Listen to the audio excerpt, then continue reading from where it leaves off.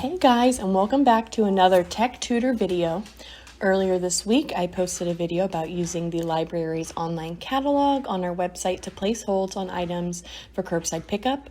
So today I am going to be providing a brief tutorial on using the SEO Libraries app. The SEO Libraries app puts your library card at your fingertips.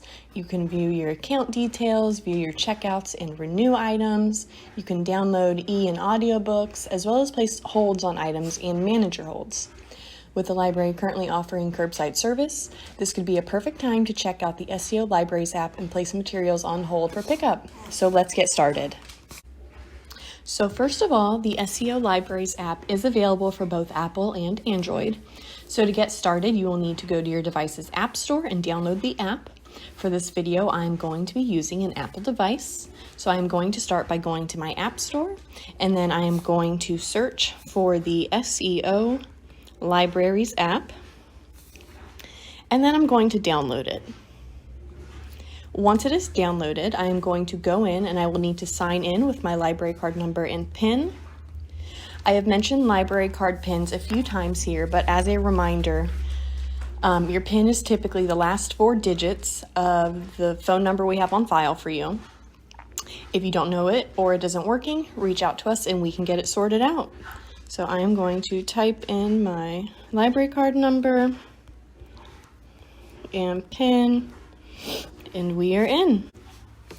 So I am going to, for the most part, just work through these different links in order. So I'm going to start with a link to view nearest libraries.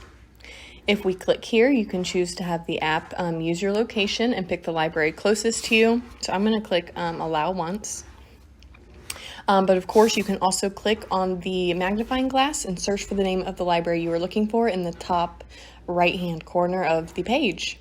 So my closest library is the Carnegie Public Library in Washington Courthouse, so I'm going to click on that.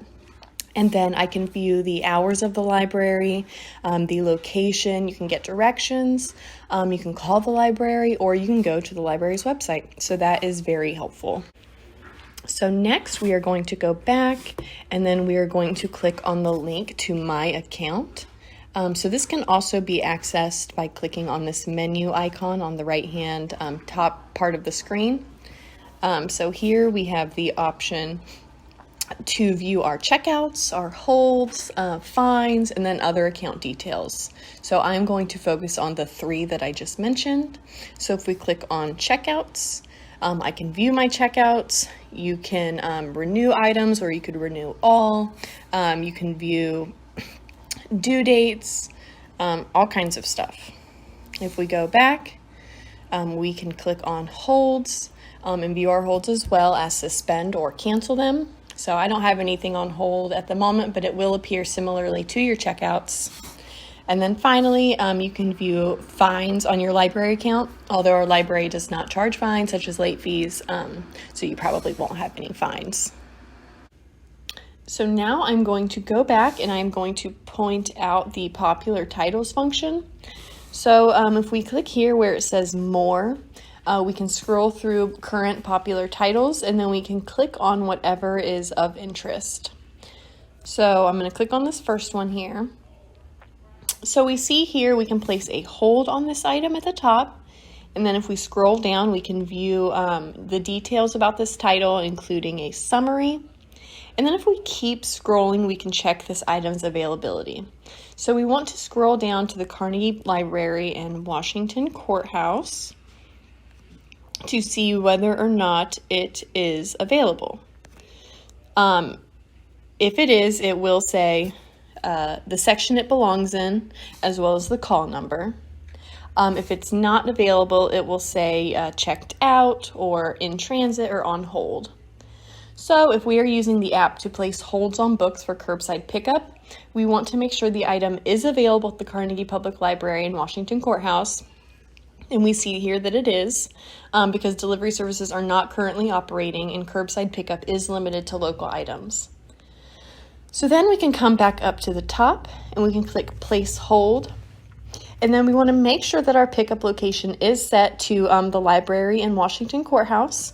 And then we can click place hold again, let it load for a moment, And then here it says the hold was placed, so we can click OK. If we want to double check that, we can go back again, go to My Account, and then Holds. And there you can see that the hold was placed and that the pickup location is in Washington Courthouse. So I just demonstrated checking an item's availability and placing a hold. And now I'm going to demonstrate conducting a search and narrowing your results. And these processes will be the same going forward in this tutorial, so I'm not going to demonstrate them every single time. If you have a title or an author in mind already, you can just come back to the home screen. And then you can come up to this bar that says Library Search and conduct a search for it. So I'm going to search for James Patterson, and then I'm going to click Done. And then if you come to the bottom of the screen here and just tap, you can then limit your search if you come to limit to, you can limit your search to the kids search or only for movies. In this case, we do want to search all items, so I'm going to leave that as all items. And then we can also go on to format. So if we did want something to place on hold for curbside pickup, it would need to be a physical item, not an ebook or an audiobook. So we could either select their audio disc or books, depending on what you're looking for. So I'm going to set that to books.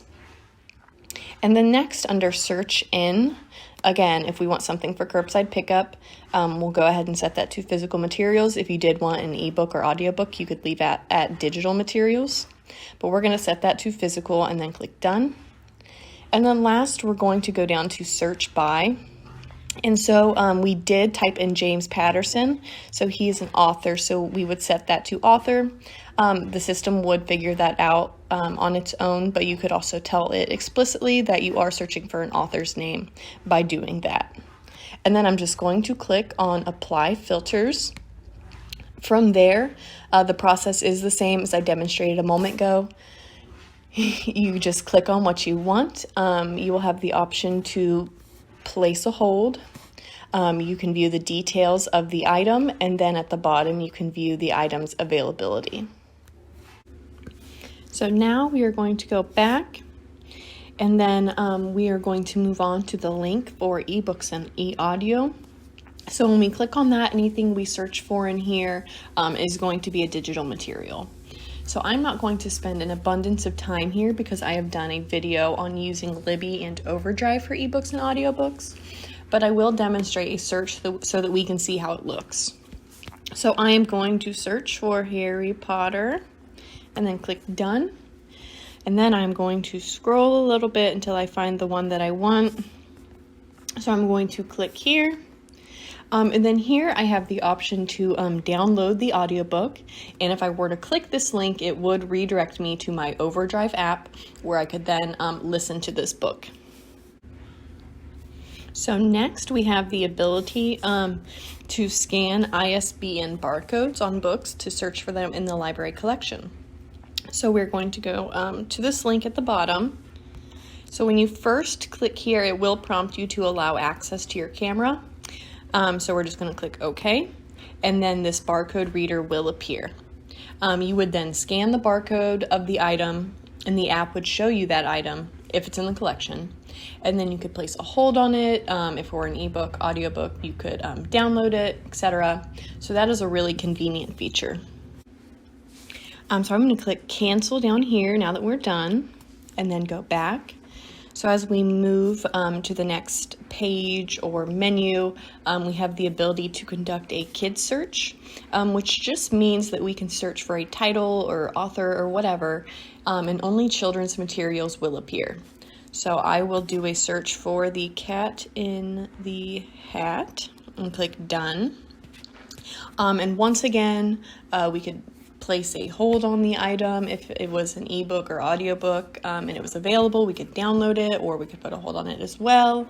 And then this is going to show books, it's going to show ebooks, audiobooks, books on CD, as well as movies, but it's all going to be kids materials.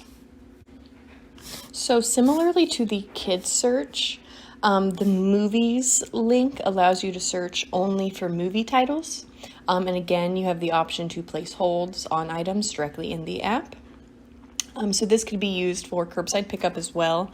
You just want to make sure that the item you are wanting or looking for is available at the library or owned by our library before placing that hold. So let's say I search for Wonder Woman. Done. And then here we have a ton of results, all movies. And finally, we go back one more time and we have the Discover More link at the bottom of the menu. Clicking this will show us the library's collection or some of the library's collection of online resources, and then you can choose the online resource you want and use that resource in your mobile device. So for example, we have access to Overdrive magazines, Chilton Library, the Home Improvement Reference Center, lynda.com, Ohio Means Jobs, tons of stuff. Exploring these resources in the app could be a video on its own, so I'm going to wrap it up, but I do encourage you guys to check these out. Okay guys, so that has been my demonstration of the SEO Libraries app. The app is super convenient and simple to use. Right now you could also use it to browse the collection and place holds on items for pickup. As always, if you have any questions, please feel free to email me or give the library a call. So now I will see you next week.